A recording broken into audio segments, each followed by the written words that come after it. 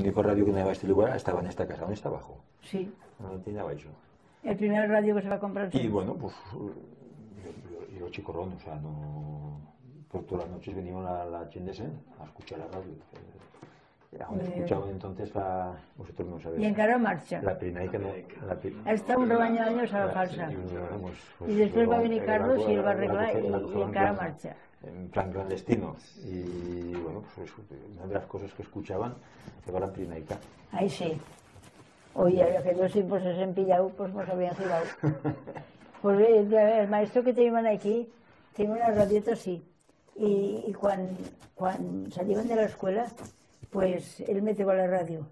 Y en secreto, cuando estaban aquí. En excusero. Porque hoy, si les han sentido, el que él va fascista, pero se va a quedar en los rojos. Y a la vez se va a tirar al bando de los rojos. Y claro, se va a salvar la vida. Pero si no, lo habrían cepillado.